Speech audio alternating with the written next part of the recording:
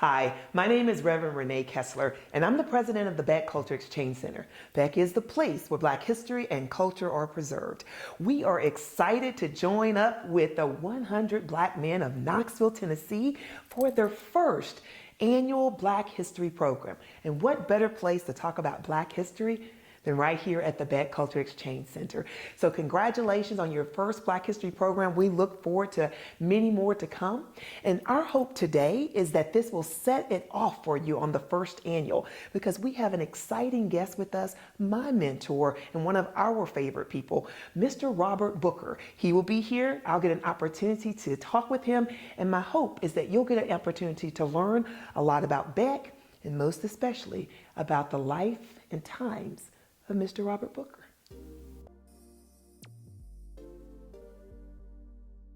So you are joining us for a great conversation with really one of Knoxville's jewels, Mr. Robert Booker. Mr. Booker is a former executive director here at the Beck Culture Exchange Center, and so we literally stand on his shoulders. Mr. Booker came here in the mid-1970s to the Beck.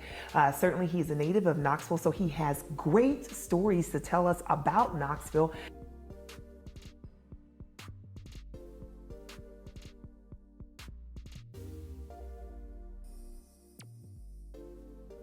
Here at the Beck, he has a big part of our history, and we always like to say that, you know, we stand on those great shoulders. Certainly I do, and I'm very honored to have him as a mentor. Mrs. Margaret Carson was the main woman, the main historian, if you will, for Beck, and really responsible for a litany of the history and all of the archives that we have. And Mr. Booker always likes to talk about, she was his mentor, right? So she was his mentee. So, and I tell him all the time, so he is my Miss Margaret Carson. So he's a wealth of information. He's like a walking encyclopedia. Beck has several books that we've done, so we'll talk about that. He has, I think there's always this opportunity to read history, read what the papers wrote, read what the books wrote, and that's always great. But when you get an opportunity to talk to someone who lived history, that's a whole nother story. So let me introduce to some and welcome to most others, Mr. Robert Booker. Well, thanks for mentioning Margaret Carson. She was absolutely one of my favorite people. She was my 7th and 8th grade teacher at Green School. She was always enthusiastic about everything, and she encouraged me to do so much when I was in the 7th and 8th grade. And I'm forever thankful that she taught me how to work crossword puzzles. So thanks for mentioning Margaret Carson. Absolutely. And of course, for those who may or may not know, our library is named after Miss Margaret Singleton Carson. And while when you come to Beck, you may or may not see as many of the library books on the shelves in the Margaret Carson Library, all of the hundreds of books that Beck has are in our archive studio, but it is named in her honor, and we continue to honor her and the rich legacy that she has left here with us at Beck.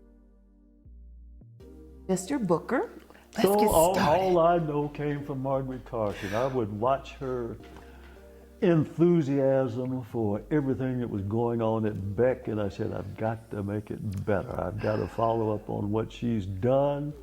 And that's how we really put the Beck collection together. Ms. Carson began collecting stuff, and we just found more and more. And we found more and more information about the stuff that she did collect. So that's how we happened to build Beck, because of Mrs. Carson. So we can't say her name enough. We cannot say her name enough. In fact, if you, this year in 2021, Beck has started a daily 28 days of Black history and culture. And in that, every day, we're offering Black history stories, facts, things that you may or may not have known. Much of that is included in the archives, as Mr. Booker said, that Miss Margaret Carson is responsible for. One of the things I want you to do is continue to follow us at Beck and all of the Black history facts. I mentioned that Mr. Booker has done several books. Our premier book is the 200-year book. It's called 200 Years of Black History and Culture in Knoxville, 1791 to 1991. And it has a plethora of information and facts from the very beginnings of Knoxville's beginnings all the way through to the 90s. And so Mr. Booker did that book. One of the things we're doing with the Black History Facts is trying not to repeat what's in that book. So you may find some information that's in that book that we add a little bit more to the story for you, so you get to hear it. So keep following us on the 28 Days of Black History and Culture. But that book you need to have in your collection. Mr. Booker, tell us what it was like when you were writing that book. What were you thinking about all of this history when you were putting that together? Well, the book came about because when I was at Beck as director, the board was always discussing who could use the Beck Center photographs. And they wanted to get credit for those photographs in some way or another. So I said, well, why don't I put a book together using those photographs and add the text indicating what our history is. So that's how that book came about. And of course, we've done a subsequent book called An Encyclopedia of the Experiences of Black People in Knoxville from 1844 to 1974, which kind of adds more meat to the bones of that first book, because we had 10 chapters in the first book, and we could cover just so much, give so much detail. But in the second book, we've added a lot of detail. So if you don't have that book, get it. Absolutely. Yeah. And so that's interesting to find out how it started, because from that, Mr. Booker, and of course we'll talk about the Knoxville College book, but that book really put Knoxville on the map in terms of being a model for how other communities could tell their history. So could you share that? So many people will know that. Yeah, that's an interesting story. The Donning Publishing Company in Virginia Beach, Virginia, published that book as well as the Knoxville College history book. After the American Association of Museums meeting yes, sir. in Chicago or somewhere, the publisher brought both of those books to show people from across the country what they could do in publishing the stories of their communities. So I was pleased that our books, it was a prototype of what people have done since with histories of their communities. And continue to do, because I want you to know that prior to COVID, when we were open and we had visitors from all over, I'm going to say the world, it was international visitors that will come to Knoxville and visit, and they always stop by the Beck. And no matter what, people always ask, how did you guys do this? And I always pull out the books. I always tell that story, Mr. Booker. So we are still being a model and a prototype. Our hope is to have many Beck Cultural Exchange Centers all over the country. In other words, that every community will begin to preserve and conserve its rich history, because so many of our students know national history, but they don't know what happened right in their communities. So our history is very important in East Tennessee, but all over the country, there are little communities whose stories need to be told. I think you dishonor history when you just limit it to certain people, certain areas, and even certain periods of time. And so I think that's what makes Beck unique, and it's also what makes Beck a great prototype to follow.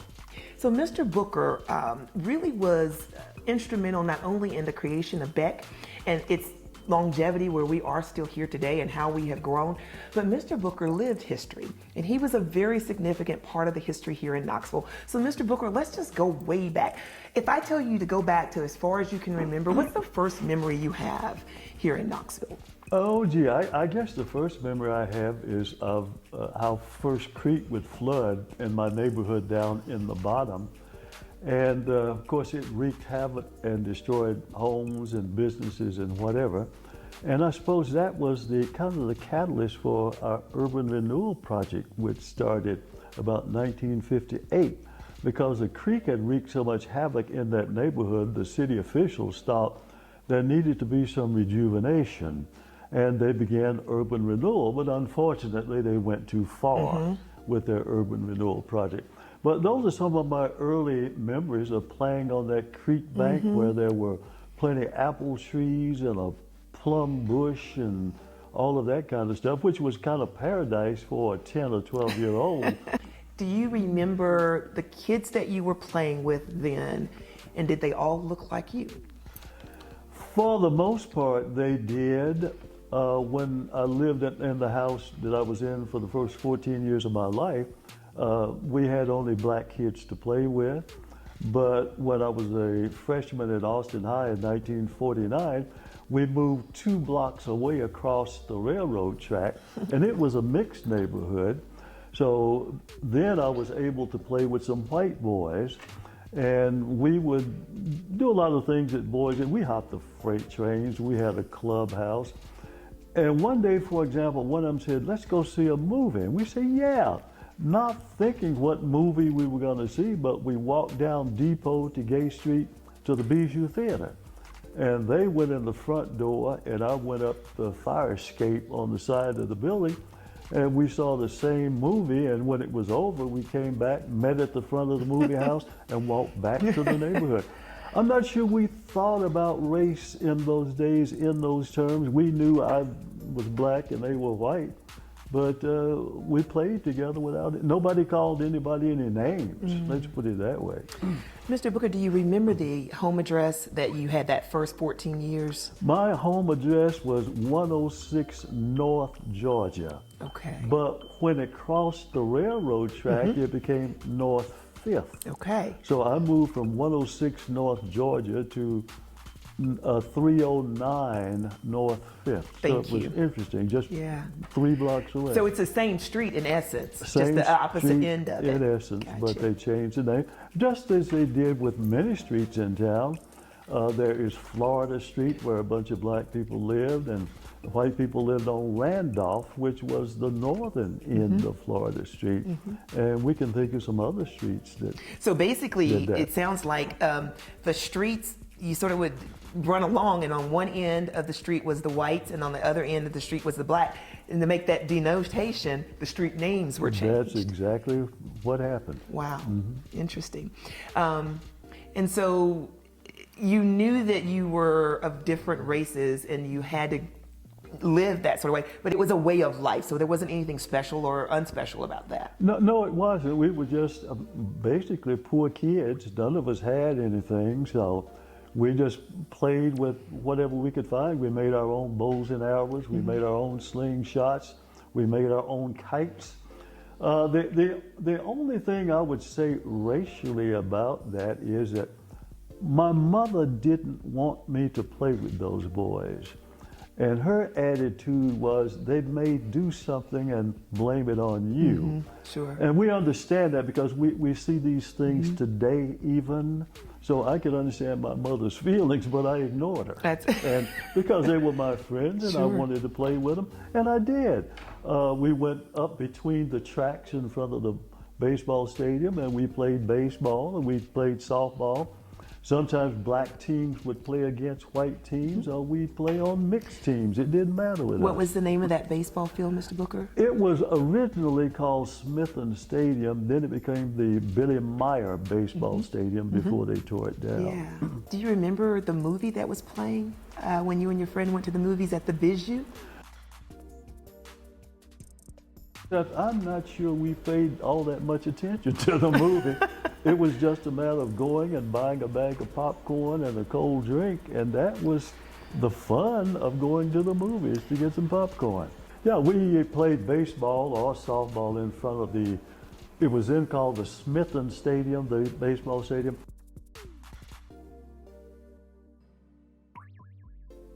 And then they changed the name to Billy Meyer Stadium in later years. Tell me about some of the things you guys did at the stadium. Well, I wasn't so much interested in going into the baseball stadium to see a game. You know, when you are 9, 10, 11 years old, it's much more fun to be outside looking through the knot holes in the fence, which is what we did. And sometimes when the players hit a foul ball and it came over the fence, if you got the ball, you could get admittance to the ball game. But who wanted to do that? We would get that ball and outrun the ball chasers because balls were expensive in those days and the teams couldn't afford to lose that many, so we'd outrun the ball chasers, and I had a very good baseball collection from those days. Mr. Booker, are you telling me that you still have some of those balls? Well, I don't now, but for many years I got the balls that came over the fence.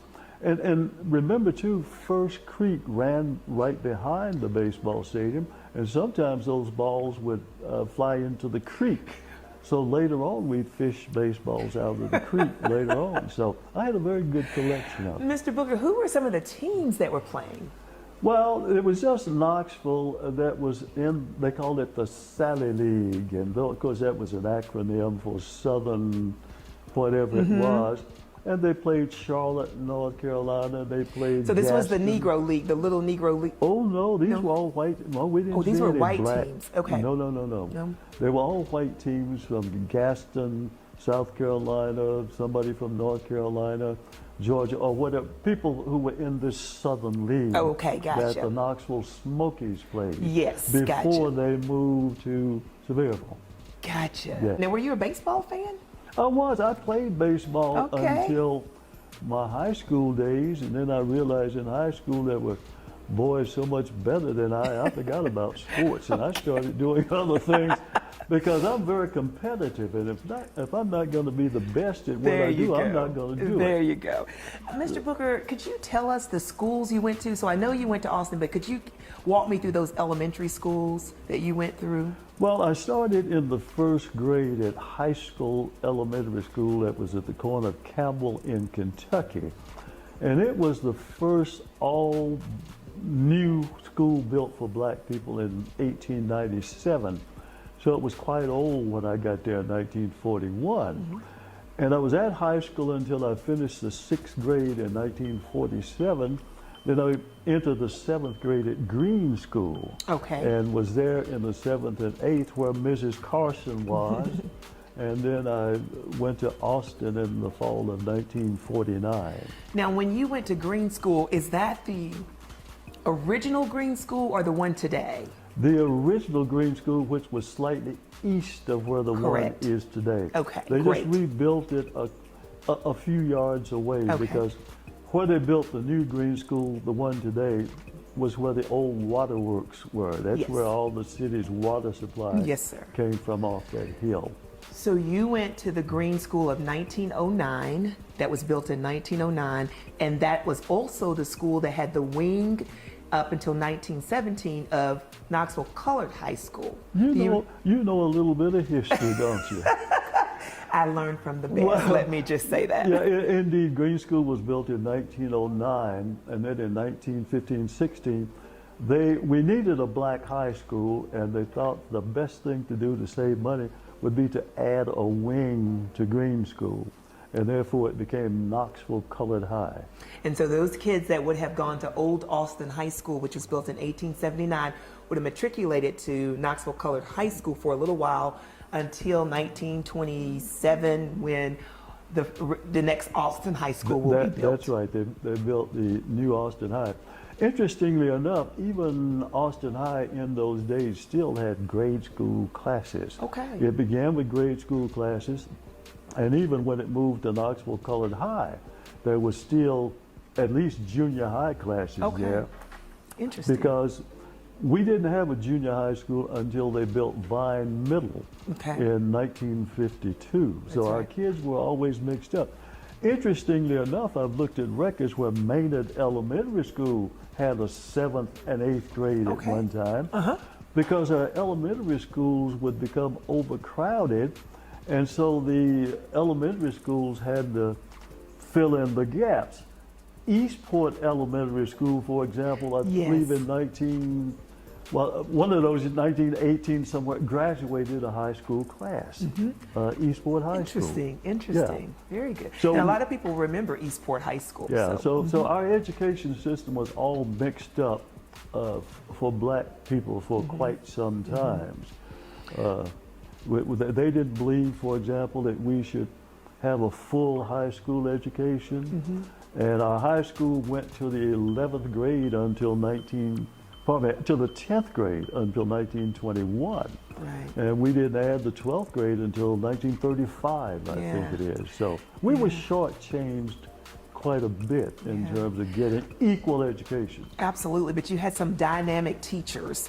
And so I know I've read lots of articles about you know, the students who, I remember reading an article about a lady who graduated after only having, you know, gone up to the 10th grade, what have you, went on to become a nursing, and she was able to qualify and get her, pass her exams, you know, so you guys had some great teachers. No question about that. I always like to say our teachers had gone through the school of hard knocks, and they knew what was awaiting us when we finished school. So they tried to prepare us for all kinds of things in society, and they did a very good job. Yeah. Did a very good job. Well, Mr. Booker, you know, I could sit here and talk all day. I want to move from having graduated from Austin High School, and that's very important, not Austin East, but Austin High School, because we know that Austin High School is going to remain, you're going to graduate in 1952. 53. 53. Yes. You go to the new Austin High School in 1952. That's You'll right. graduate in 1953. And you'll be the first graduating class, really, of that old Austin High, or excuse me, that new other Austin High School building next door. East High School will be all white in that same year, 1952, and you'll have an all black Austin school. They will eventually integrate East High School, so black kids will start going, but full integration will take place. And Austin and East will merge together in that first class in 1968. And so they'll graduate the first class in 1969. So it will become Austin East. So it's important that people understand you graduated in 1953 from Austin High School. Today, that would be the Vine Junior Middle School building that we're talking about. And the building right next door, which is the Justice Building, Yes. would have been the 1927 Austin building, I believe. 1929. 1929 Austin building. Built it, yes. So, Mr. Booker, you've graduated from Austin High School. You're graduating from high school now. What happens next?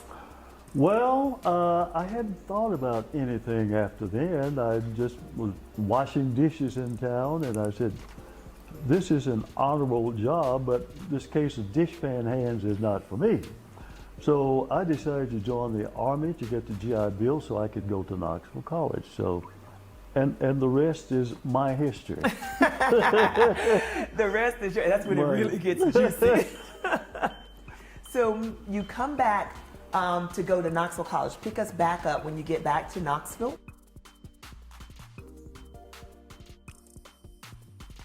And now you're enrolling in Knoxville College.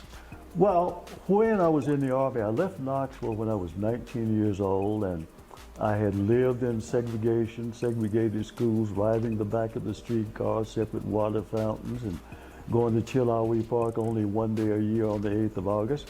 And so when I'm in the Army for almost 3 years, I'm totally free. I stayed in any hotel, went to any restaurant, went to any movie. And I said, gee whiz, I didn't know life was like this on the other side.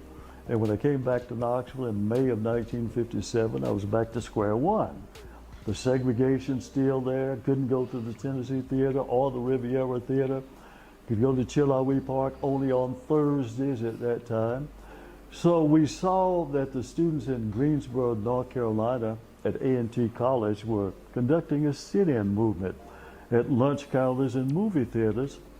So we at Knoxville College joined that effort to desegregate the movie theaters and lunch counters in downtown Knoxville. So that's how that came about. So, but Mr. Booker, you were the leader of the Knoxville College students. You're the president of the student body at Knoxville College. So what made you decide to lead that effort? You personally decided to take on that as a student body president? Well, as president, I had the authority, I guess, to have students listen to me. And my background in the Army, having tasted freedom for 3 years in Europe, I said, this is a chance to make a difference. And the students said, yeah, let's go for it. And so we did. All right, so what happens? On that first day, we're going downtown Knoxville. What's that experience like? Walk us through that first day of deciding to make that decision to protest. Well, what happened, the older people in our community said, we don't want you students to do that. You know, you don't need the demonstration. Our race relations in this town are great. We think we can negotiate with the lunch counter operators and get them opened on a peaceful basis. We didn't believe that, but we said, okay, we'll give you your best shot. But time was dragging on, and we felt that the merchants were waiting for Knoxville College to be closed for the summer and they wouldn't have to deal with us. So what we did, after chapel one day, we decided to jump into 5 or 6 cars and just walk through downtown Knoxville, all the stores that had lunch counters. And we were wise enough to call the TV stations and the newspapers to say, look, we're going to do this. So we got some publicity out of it. So that was the very first day we did anything that was overt. How did you feel? What was that feeling like? Well, it was exciting, Yeah. but it had its consequences too, I guess. Because when we got back to the campus, the president of the college called me in, and he was very upset because the mayor had called him because the mayor was upset. And the president said, the mayor wants to see you in his office right away. So I drove into downtown Knoxville to the mayor's office, and he was waiting to see me, and he said, I don't know what you people are trying to prove. You know, we're negotiating, trying to bring a peaceful settlement to this. And if you people keep coming into downtown Knoxville, I'm going to put you all in jail. And at that time, I was 25 years old and bold enough to say, well, Mr. Mayor, if you are willing to let all the crooks and criminals out of your jail and fill it up with students, then so be it. I was always the guy who, I was Look at you, rebel. I was full of lip.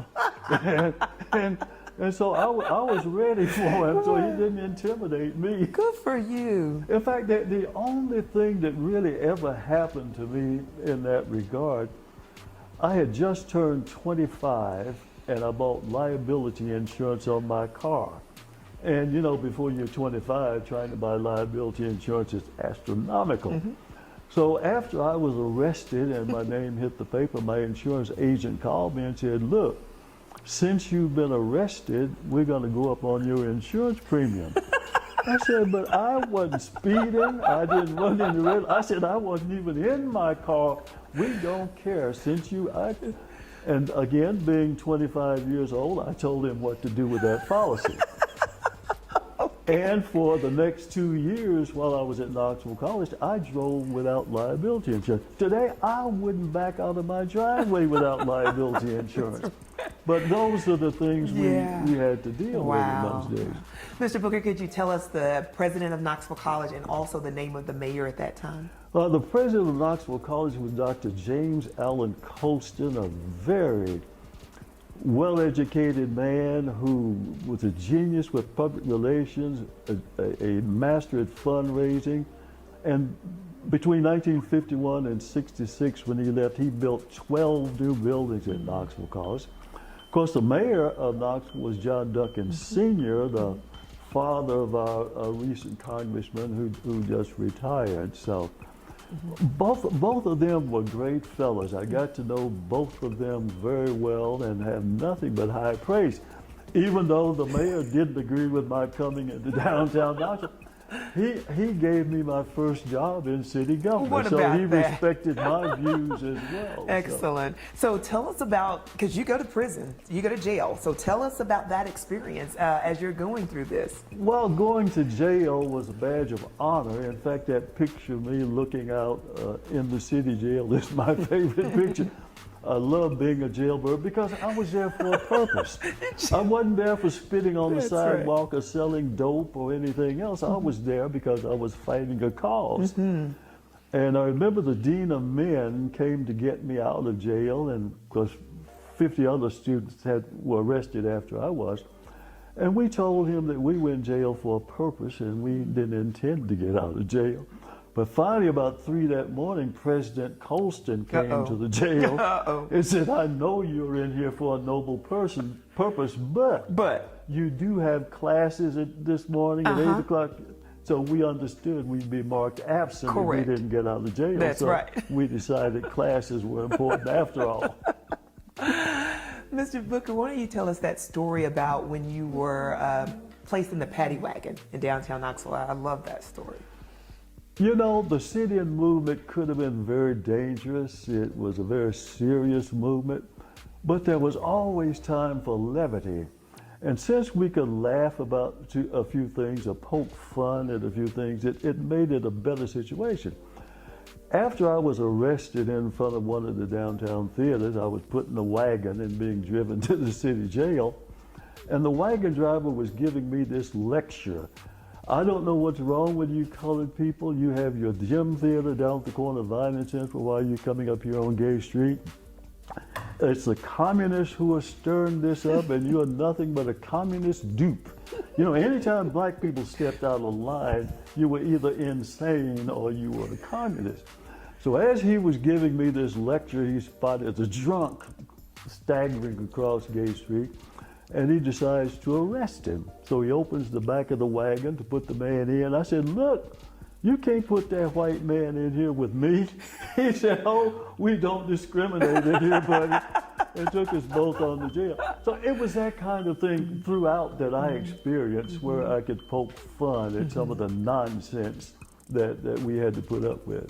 I want to go back, and you may or may not remember, but your experience at the Bijou, because I'm actually working with the Bijou right now on the board, and looking at the top area, which has not been opened since in many years, the balcony area where blacks were relegated to sitting in the segregated. Do you remember the experience sitting up in that balcony and what that looked like looking down or looking on the stage? I know it's technically the premium seats, right, is in the balcony, but do you remember what that felt like or looked like being in that balcony? Well, for me at the time, when I was going to the Bijou after going there as a youngster, you went to a movie just it was someplace to go. But then when movies were advertised and you said it's one I gotta see, you would go for that purpose. Mm-hmm. And I'm not sure I really paid much attention to the surroundings. I just knew we had to climb a lot of stairs to get up there. But I paid no attention to the ambiance or anything else at the Bijou. Okay. So we go through the civil rights movement. Tell me what the experience was like. When did it stop? Why did it stop? And what happened next? Well, I was involved only until the fall of 1962 because I graduated from Knoxville College and moved to Chattanooga to teach at Howard High School. But the movement continued here in Knoxville, and by the summer of 1964, the lunch counters had opened, the movie theaters had opened, the hospitals had opened. So we pretty much had full desegregation by the summer of 1964, but I was not here at the time when that happened. And so, Mr. Booker, as we close this off, I want to close with this urban renewal because this is very important. It's certainly an important part of Black history then. It's an important part of Black history today. So we talk about urban renewal before, we talk about urban renewal today, which we call urban removal. So Mr. Booker, urban renewal is a significant part of our history. Urban removal, which many African Americans termed it. And you talked a little bit about it growing up in that area. So today, Vice Mayor Gwen McKenzie has a resolution really asking for sort of reparations in some sorts about urban renewal. And can you talk to us urban renewal yesterday, today, and then how do we begin to really look at that today and reconcile some of that? Well, first of all, urban renewal took 107 important Black businesses that are lost forever. There was nothing to pass down to descendants. Consequently, we really have no viable Black business community compared to what we used to have. What I'd like to see is an area like Burlington, for example, that has a space where a Black business community could really be reestablished because some elements are already there. And I think with a couple of new buildings and with the ones we already have, I think the Black business community could be revitalized because the original Black community operated kind of in a cluster. People who would go to a movie at the Gym Theater could stop at a nearby restaurant and eat. They could have their shoes repaired. They could have their clothes dry cleaned. They could take a taxi that was nearby. They could stop at the drugstore that was nearby. All of these things were right in a cluster where they didn't have to run all over town to get things done. And I think Burlington would be a kind of place where we could create that all over again. Whether or not that's the spot, maybe there might be a better one, but Burlington comes to mind with me. Gotcha. But the idea then is that cluster effect. The cluster effect. What was your favorite store in urban renewal to go to? Well, I mentioned it all depends. I would shop at the Carter Roberts drugstore. The first time I had a chocolate milkshake, I loved that milkshake with peanut butter crackers. Early on, when I would go to the gym theater and have a dime left over, I'd stop in the Cal Johnson building at a Williams drugstore and buy my Superman comic book or my Captain Marvel comic book, and things like, stop at Andrew's hot tamale stand and buy a 10-cent hot dog, probably a nickel hot dog, or if you had a dime, you bought a hot tamale. So there are just so many of them that my boyhood memories will salivate about. Yeah. I like hearing the stories because I can envision what that looked like and what that must have felt like. So thank you for sharing it. And certainly Black businesses are very important. And we know that urban renewal, you mentioned 107 African-American owned businesses, but again, there were the churches, 15 churches, there were thousands of homes and lots of those things. As you said, it went too far. It went too far. And since you mentioned that, see, it put us in a triple whammy, I like to call it. That's a phrase I coined, because it not only took the houses the people lived in, it took the businesses that they needed for survival, and then took their churches too. So they had to wind up buying or moving it, paying for all three in the end that would destroy. And many of the houses they'd invested in, so they were able to be retrofitted to be a home as well as having the business, for example, in many cases in the back of the house. Indeed. The barbershop, what have you, the beauty shop. And when they moved, they lost that cluster effect, and that's why many of the businesses failed. 5 built new businesses, and only one still exists today, and that's the Jarnigan and Son Mortuary. Clarence Drake built a new building, his pool room and barbecue shack. Yep. It went out. Harper's VIP, that was taken by the James White Parkway, is now, kind of empty. The Dogan Gatham Motel, which was rebuilt, no longer exists. That's right. The building's Legion still there, but not the business. Yeah. That's right. American Legion Post 80, that was on East Main. They built a new building on McCullough, and for various reasons, they no longer exist. So all of those businesses failed except one. Anything else you want to say, Mr. Booker, that we haven't asked? I think we've covered it. We've covered the waterfront. We have. Well, thank you so much. And again, thank you to Mr. Booker, who is just a wealth of knowledge, and he just shares it so freely. And thank you to the 100 Black Men for the work that you're doing to inspire and encourage the next generation. And then to all of you who witness this or who view this, I always like to say, for unto whomsoever much is given, of them much is required. Can't wait to see what you do. And just know, we'll record it here at the Beck. Hello, I'm Julian Wright, member of 100 Black Men, and I'm the chairperson that helped put together our first annual Black History program, and I truly hope that you enjoyed the show. First of all, I would like to thank all the men that helped put this together, 100 Black Men, all the mentors. I'd like to thank all the schools that helped us participate in this. I'd like to thank all the administrators, teachers, and the student body. I hope that you learned a lot, and I hope that we'll have fun doing this again next year. Thank you very much. Hi, my name is Marquise Jordan. I'm a member of the 100 Black Men. I serve as a secretary. I'm a Memphis native. Like most people, I've made my fair share of mistakes, from causing problems at home, to fighting in school, to being gang affiliated.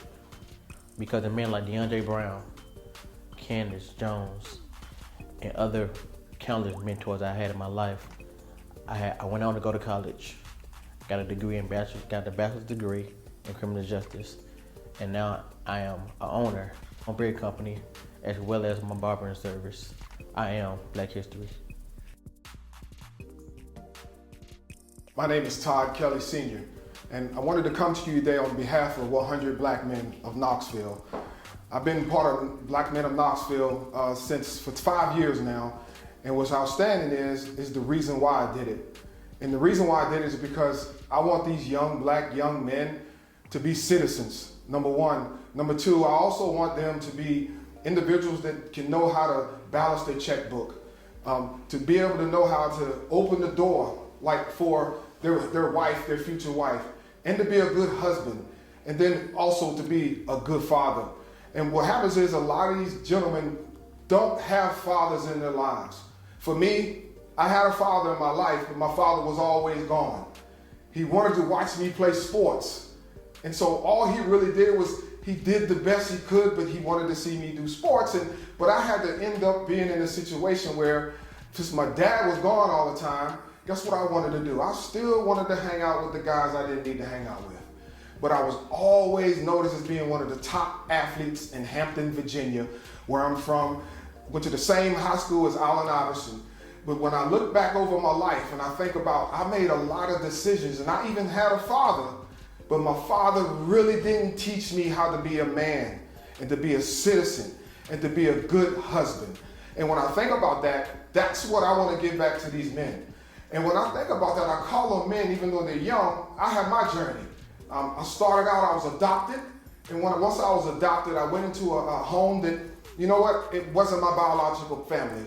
And as I went about my life, I played sports and I did decent in school, but I was not like a scholar. And what made it interesting is that I ended up being so good in all my sports, I ended up getting a scholarship going to the University of Tennessee. And when I went to the University of Tennessee, I was an All-American defensive end, played football there, and then I ended up going first round 49ers. This is my Super Bowl ring right here, and thank God for that. But when I think about my life, it wasn't perfect because I made bad decisions, but I was just able to get back on the track and do things like I'm doing now, and that's giving back. And when you think about that, is I got my degree. A lot of my friends haven't gotten their degrees that I grew up with, but I think a lot of them, if they could have did it all over again, they would have done it again. So now I've been married to my wife, Renee Kelly, for 28 years. She's the chief of staff here in Knox County. And I have a son and my daughter. My daughter's 27, my son is 25. And currently right now, I'm the national sales performance coach for Boston Scientific. And I look back on my career and I look back on my life. And that next little kid that we're actually mentoring for, I want them to have the same story with no excuses, that they can be successful. And that's what makes me a 100 Black men of Knoxville and make me to have history here in Knoxville, Tennessee. One thing I want to make sure everybody knows, this is for every race, black, white, purple, I don't care what your background is. We're actually out here to make good citizens. And it doesn't matter what color you are. And that's what we are all about. We're about change for everybody, not just certain individuals.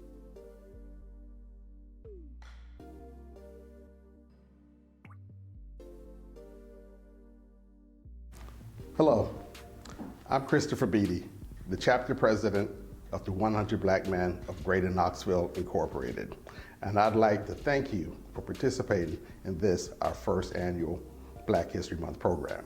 The 100 Black Men of Greater Knoxville Incorporated was founded over 25 years ago out of a need to prepare strong Black male role models for young people such as yourself right here in the Knoxville community.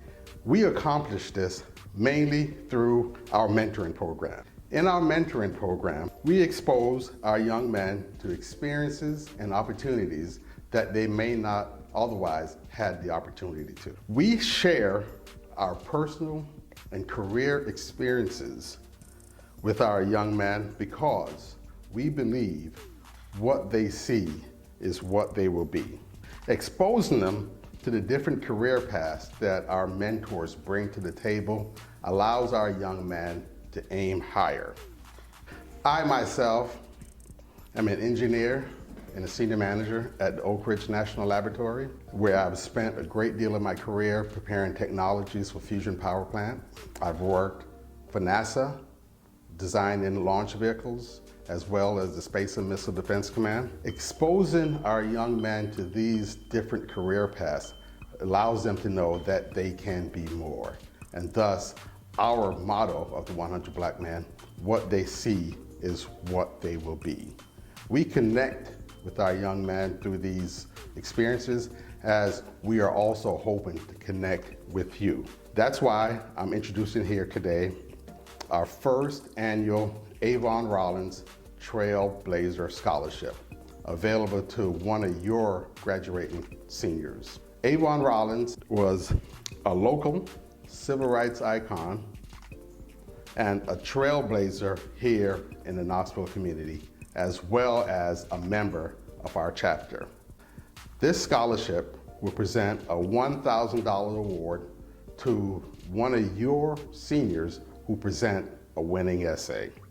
You can get the details from the scholarship and also the application from your high school guidance counselor. Finally, I would like to thank Julian Wright, as well as Todd, Marquise, and the rest of the Black History Month Program Committee for bringing this program together, as well as organizing the scholarship contest. I would also like to thank the East Tennessee Foundation for the funding that made these scholarships available so that we could give those scholarships out, as well as other donors, friends, and volunteer. And again, finally, just thank you for coming out, and I look forward to seeing your essays.